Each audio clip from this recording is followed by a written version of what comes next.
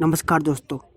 आज के अंतर्जालीय परस्थ वातावरण में मनोरंजन के अनेक व विविध प्रकार के मनोरंजन नाट्य नाटिकाएं व चलचित्र समस्त OTT प्लेटफॉर्म्स पर उपलब्ध होते हैं, किंतु हमारी पीढ़ी तथा आने वाली पीढ़ी उस बहुमूल्य रत्नों से व प्रसाद से वंचित हो चुकी है जो दूरदर्शन के प्रारंभिक वर्षों में उपहार के रूप में हमें प्राप्त हुआ था।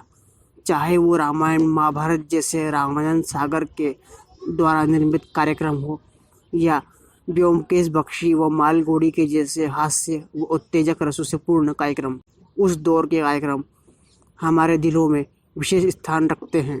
आज मैं उन्हीं में से एक लोकप्रिय चलचित्र श्रृंखला की बात करने जा रहा हूँ। माना जाता है कि अगर आपने रामायण व महाभारत नहीं समझा तो आप भारतीय सनातन संस्कृति को नहीं समझ सकेंगे। लेकिन मैं इसमें एक चीज़ और जोड़ना चाहूँगा, वह है उपनिषद गंगा। दोस्तों, अगर आपने यह चलचित्र श्रृंखला नहीं देखी तो आप महाभारत काल के पश्चात वाले भारत को ठीक तरह से नहीं समझ सकोगे।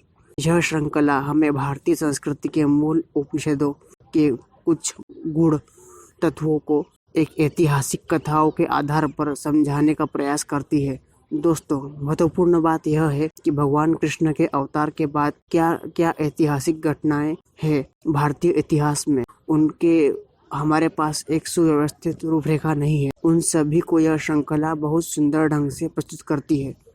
इस श्रृंखला को IMDb पर 9.7 की रेटिंग मिली हुई है। इस श्रृंखला का निर्देशन व लेखन चंद्र प्रकाश द्विवेदी ने किया है। यह वर्ष 2012 से 2013 के बीच दूरदर्शन पर प्रसारित किया गया था। श्रृंखला के मुख्य पात्रगण हैं अभिमन्यु सिंह, रवि खानविकर, संदीप मोहन, औरोशिका दे, के रैना आदि। यह श्रृंखला चिन्मय क्रिएशंस के अधीन निर्मित की गई है। अब मैं बात करता हूँ इस श्रृंखला की रूपरेखा की। यह श्रृंखला की कहानी इस प्रकार है। इसमें एक लड़के नरेंद्र को दिखाया गया है जो कि एक मुख्य पात्र है। उसके पिताजी संस्कृतज्ञ है तथा अपने शिष्यों को वेदांग समझाते हैं। नरेंद्र वर्तमान में नाटक कंपनी में कार्य करता है, किंतु वह अपनी आर्थिक असमर्थता का दोष अपने पिता व अपनी संस्कृत शिक्षा को देता है। वो समझता है कि संस्कृत शिक्षा व वेदांग का ज्ञान बैलगाड़ी के युग का है, वर्तमान में इसकी कोई उपयोगिता नहीं है, इसलिए वह नौकरी प्राप्त नहीं कर पा रहा है। वह बार बार अपने पिता को दोषी घोषित करता है। पिताजी उससे समझाते कि अपनी नाकामी का दोष संस्कृत को मत दो। इसके पश्चात नरेंद्र की चेतना जाग उठती है। फिर वह अपने पिता की ही तरह वेदांग व उपनिषदों के विषय पर नाटक दिखाना प्रारंभ करता है।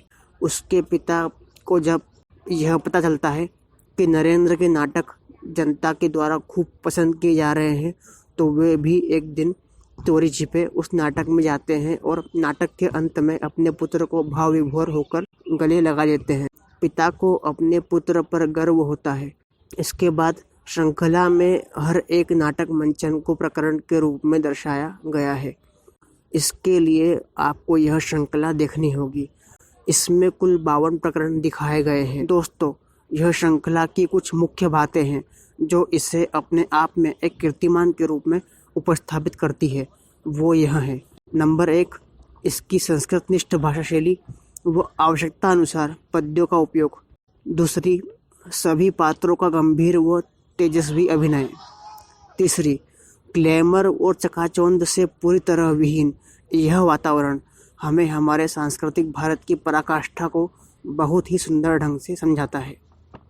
भारत की अखंडता व संप्रभुता को बहुत ही सुंदर ढंग से दर्शाती। इससे इस श्रृंखला के कुछ प्रकरण आपको YouTube पर मिल जाएंगे, लेकिन उन पर कॉपीराइट स्ट्राइक का खतरा रहता है और वह कब तक उपलब्ध रहेंगे इसकी कोई गारंटी नहीं है। वो इसके वीडियो CD फॉर्मेट भी अमेजन पर आदि ऑनलाइन शॉपिंग संसाधनों पर उपलब्ध है।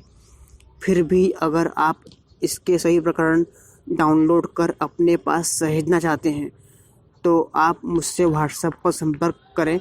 मैं आपको वह सही प्रकरण उपलब्ध करा दूंगा।